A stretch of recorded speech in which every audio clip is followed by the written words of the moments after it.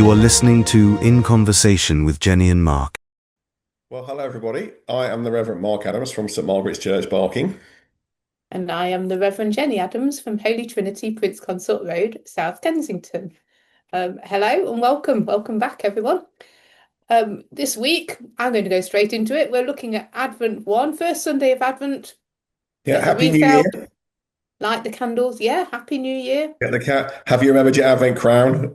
I remembered it yesterday. Spoke to Carol, my church warden, said, Carol, it's Advent Sunday on Sunday. Like, ah. I see. Mine's Anyway, been at sitting least on I my desk remembered. because I needed to remember where it was.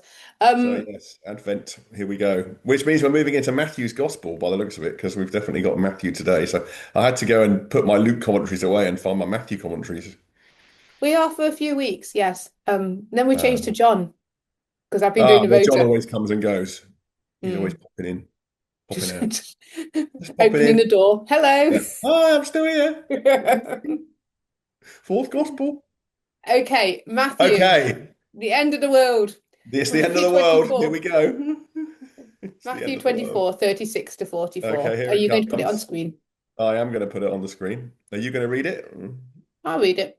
Okay. But about that day and hour no one knows, neither the angels of heaven nor the Son, but only the Father. For as the days of Noah were, so will be the coming of the Son of Man. For as in those days before the flood, they were eating and drinking, marrying and giving in marriage, until the day Noah entered the ark, and they knew nothing until the flood came and swept them all away. So too will be the coming of the Son of Man. Then two will be in the field, one will be taken and one will be left. Two women will be grinding meal together, one will be taken and one will be left. Keep awake, therefore, for you do not know on what day your Lord is coming. But understand this, if the owner of the house had known in what part of the night the thief was coming, he would have stayed awake and would not have let his house be broken into. Therefore, you also must be ready, for the Son of Man is coming at an unexpected hour.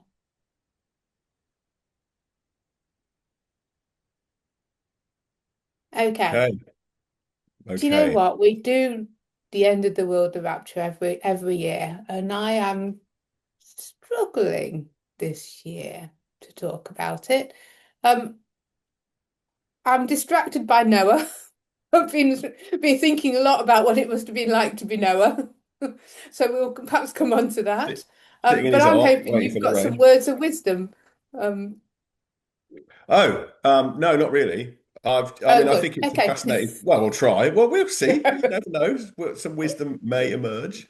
Uh, you can live in You hope. can't just waffle and hope that some of I it's can. wise. I can. That's what I do. That's my way of operating. Waffle and just hope that something comes out. You not realise that by now. Yes, but it's very irritating for a podcast. You can It only is do it very in real irritating. life. Okay, so words of wisdom. Um, yeah, I mean, look, there's loads of sort of stuff tied up with this passage, isn't there? You've already mentioned the rapture. That's an interesting interpretation of it, which not everyone sort of agrees with.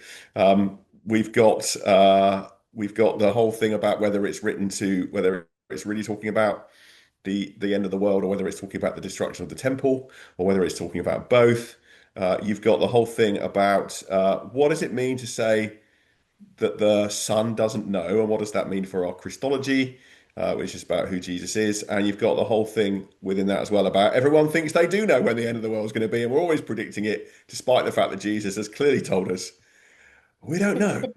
So those are my sort of starters for 10, if you like, of different things that spring to mind as I look at this passage. What do you think? So obviously my starters for 10 are a bit more flippant.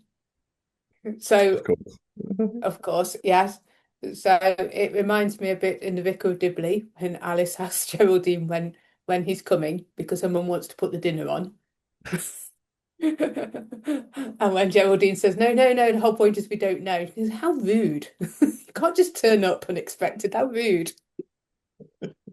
Well, it's certainly going to give people a bit of a shock, I think, that's for sure. And it is hard, of course, to kind of think could be Um, today. But actually, interestingly, of course, well, I did a little bit reading some Tom Wright, I of think course. it's Go both on. personally. The only other thing I suppose to say, and then I will shut up, but let me just make this point, is that it's both personally, it could be the end of the world, it could be the end of our world. The bus may come along today and we may go under it, and we don't know. So you've got to be ready.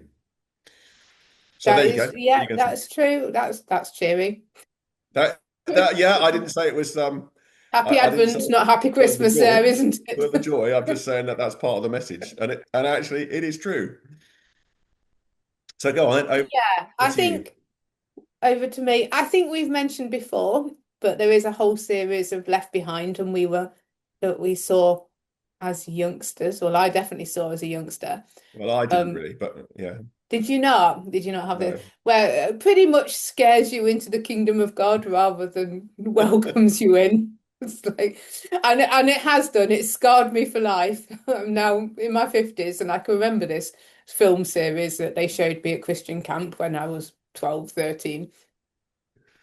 But I I mean, I think, think it's important to say within that there are different ways of interpreting this passage. So again, Tom Wright says that, when an invading army comes through, it's the ones that are taken away you want to worry about, not the ones that are left. Of course, it's a bit of a yeah, connection with 1 Thessalonians 4 we will be taken to meet the Lord in the air, and people have put that together with this and gone, well, that this is obviously describing the rapture, but it isn't necessarily. and a bit of And Plato, because Plato, what most heaven's do. up in the sky, and Well, uh, yes, yeah, mm, absolutely, yeah. So we've got a okay, bit of different. dualistic stuff going on thinking there as Um, well. Yeah. I mean, I guess it has kind of shaped my thinking because I look at it and I think this should be a really hopeful passage, but I have this inner kind of fear whenever I read it, and I think. I mean, you consider what I was saying last week of how I'm looking forward to the end of the world, I'm looking forward to Jesus' return, and I really am. And then I read this, and it just triggers into the same that film set that I was watching as a child, and I was a child really. Um, yes. Well, of Well, course, so there I are. I mean, in the scriptures, both those things are true, aren't they? We are encouraged to hope, and He will wipe away every tear. That mm, beautiful picture in Revelation, and yet, it's not going to necessarily be what we expect. You know, Not everyone is well, said it to is be going to be all ends amazing, of isn't heaven. it? We're not going to Yeah, miss it. I we're think not going to that's miss the it. thing. We're We're not not going to going miss to it. miss it because it will be the end and the new beginning. So we're not going Yeah, to that's miss right. it. We're not going to miss Um, it. Yeah. so when the guy wanders into my church and tells me that he is the Messiah, I'm just like, probably not. So you would want to see a positive take out of this, then? There's an I don't excitement want about to it there. So. lose the excitement that I felt last week when I kind of went, Christ the King, and he's coming again, and it's going to be amazing. And then I don't know what it is. Well, I do know what it is. It's this film where they're just minding their own business and one gets taken up and they've all got numbers on them. There's something about you have to hide your number. I can't really Okay, remember so what. I think this is your bit of kind of theological scarring, for want of a better word, isn't it? Which, to the Yes, extent we all carry from it really different bits is. of art. But obviously, what's interesting is it's obviously had quite an effect on you. Sort of. I mean, I why was would that not be terrified. hopeful then? Because what was terrifying? Because it was the people that you didn't expect that would be left behind. That was the overriding message. I mean, obviously the vicar was left behind because they're not proper Christians in that kind of Well, there's no chance in that view we're going, is it? theological world that I was living in at the Yeah, time, yeah, or yeah, church mission world. yeah, And so, yeah. yeah, they were left behind, but also, yeah, the well-respected members of the community that were part of the journey. And there was I can't really remember, I just remember the fear, but there was something about if you were left behind, you were marked. So if you weren't going to be taken, you were marked, and everyone was hiding their marks so that people didn't know that they were bad. Okay, It but was, there's a lot that's been interpreted into that. They're pulling together a lot of different, and yeah. within they're pulling together a lot of different things, aren't they, from different scriptures? Because that's presumably, that's the mark of the beast and Revelation and all this kind of stuff. And I think you've got to come back to, what Jesus says. Don't speculate about it, but be ready for it. Don't get Yes. caught up in this sort of endless cycle of speculation. You don't know when it's going to be, but you need to be ready. So you need to live in the light of it, in the light of eternity, which is a challenge in itself. But don't get caught up in all the, is it going to be now? Is it going to be now? Is it there? Is it here? And I suppose that feeds into why I'm quite attracted to Noah. I've been distracted a little bit since I first read it, of what it must have been like, because he was just building an ark whilst everyone else is getting on with their lives with no sign of rain coming. He is building a massive ark. And do you think they just ignored him? Do you think they mocked him? I think they probably just ignored him. Once they'd had a look and went, what a weirdo. Yeah, I mean, I suppose if we just think, well, I I think they mean, I suppose probably to be just, fair, if we saw that happening today and someone said, I'm building it because, yeah. what on earth are they doing? And that's, to be fair, probably the Yeah, we reaction. wouldn't carry So, on going, oh, what a weirdo. We'd kind of go, well, that's strange, and then just carry on with our lives. And I don't think when I read the story of Noah, I've ever really thought about what everybody else was doing until they die. But but yeah. But yes, they must have just been getting on with it and not noticing the very obvious sign right in front of them, like a massive great arc. so what sort of things do we need to do then to be ready? What's Jesus sort of telling us? Well, I'm wondering whether it's Yeah, more look out now. What can you see? What can you see right in front of you? Where can you see God's work right in front of you? Or God's message right in okay. front of you? Um, I mean, we can go back to prayer. It always feels like such a wet end to a sermon. You need to pray more. Read your Bible. Well, I know exactly what you mean. It always feels like, but you've also Stating got the to live that obvious at out, the haven't end, you? isn't it? Mhm. Yeah, although, you've got to live that out in practice, haven't you? You've got to. Yes, yeah. But I feel it's a little bit stating the obvious. Everybody knows that, whether they do or Okay, well, what not. else would I you need like to to say add? something more What kind else of do you want to add then? This is empowering. your chance. Add something else. I don't know. I need the empowerment to actually do it rather than me going, oh, you just need to do this. But actually, I mean, obviously we use Northumbria morning. We use Northumbria daily prayers, don't we? Generally morning Yeah. and night. That's our pattern together. We have our Hmm. own personal devotional life as well. But I find that really, there's just something about the pattern of it. It's not, the words kind of get into you, don't they? With any sort of liturgy, really.